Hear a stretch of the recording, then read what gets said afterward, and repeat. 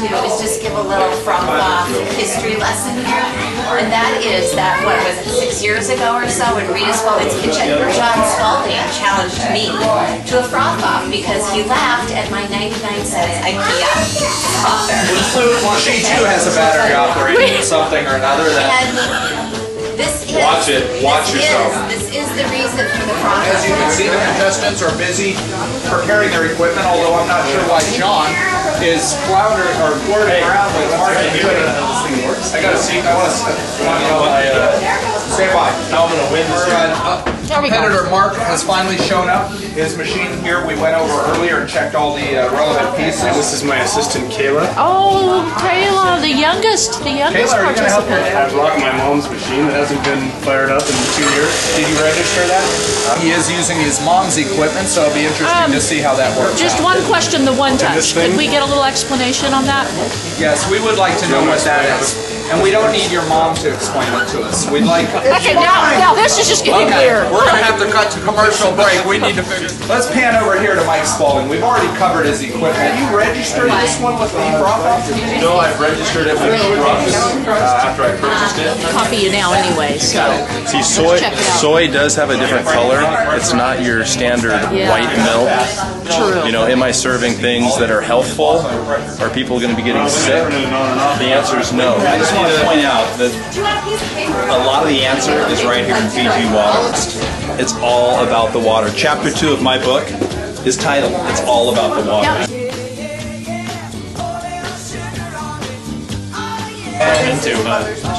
We did notice it.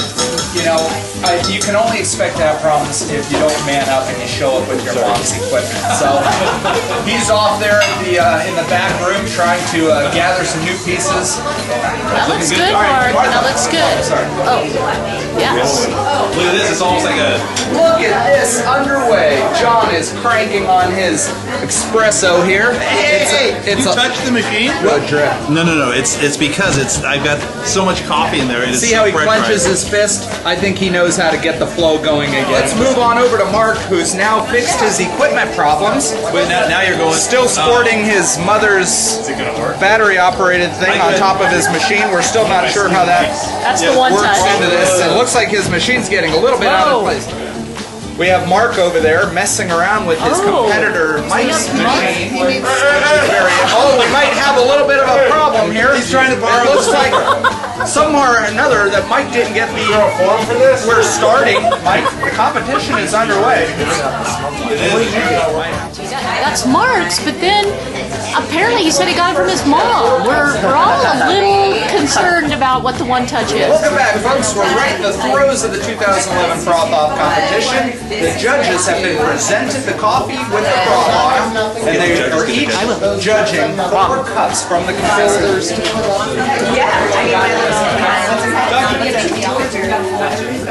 They are really taking their time.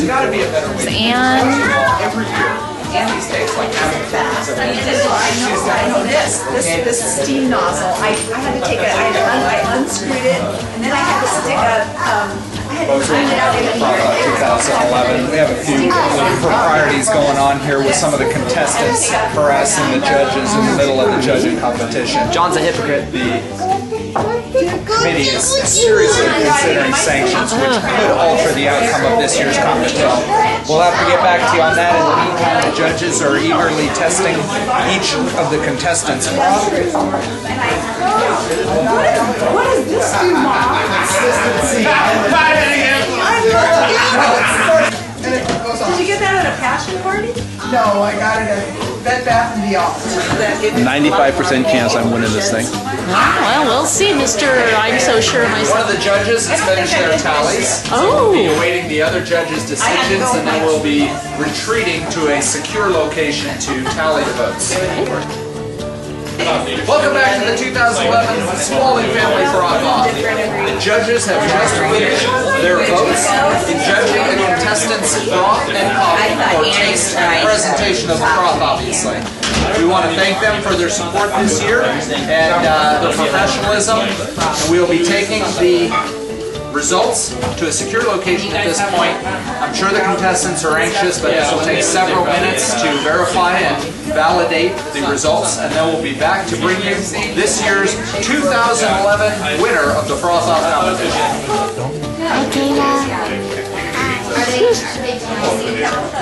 Right.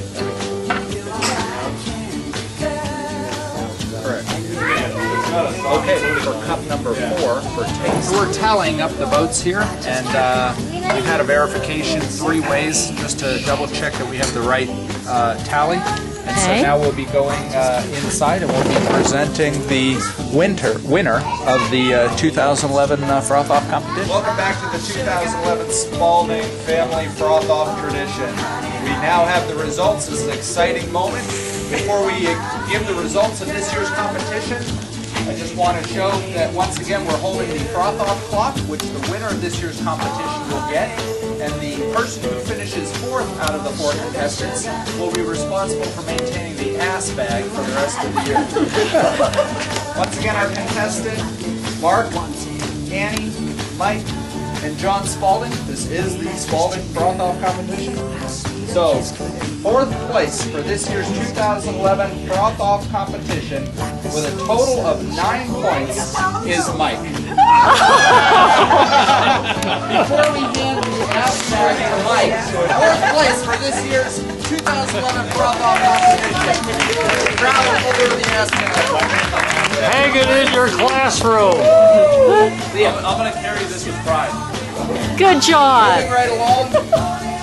The 3rd place position for this year's 2011 Spalding Froth Off competition is Mark.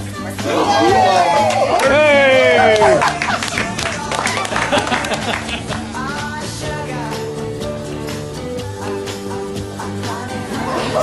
This seems like we come down to this every year. The final 2 competitors. I'm going to have to ask you two to separate just a little bit because in years past we've had quite the problem here at this stage of the event. The 2011 Froth Off.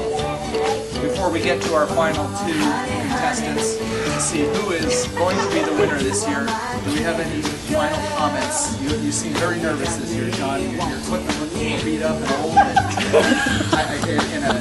Stressed out. You ran to Starbucks this morning to try to get ahead, enough leg up on the competition. Your coffee being ground. How are you feeling about this? Well, you said it all, Mark. If I weren't nervous, I probably wouldn't be the expert that I am. I probably wouldn't have that adrenaline running. And no, I didn't run off to Starbucks. I went to Starbucks because you get your coffee fresh, and that's what makes me win. Thank you. Now, Annie, is there anything that you can say that just come up a little bit short every year, and I know it really bothers you? Do you think maybe if you end up short again this year, you need to invest in the espresso machine and not go with the simple coffee machines? Is that cross your mind at all? Or? You know what? I just think that if I lose this year, you're going to have to find somewhere else to. You have to find somewhere else to house your meter. Okay, folks. After a tally of votes, the runner-up for this year's 2011 Spalding Froth Off competition, with a total of 18 points, Wow. is Annie Spalding. For the 2nd year in a row, the 2011 Froth Off champion, John Spalding. John, we'd like to present you this clock, which I'm sure you're familiar with since the last year you've had it. The 2011 Froth Off Spalding champion, John Spalding. That wraps it up for this year, folks. We'll see you 1 year from today for the 2012 Froth Off.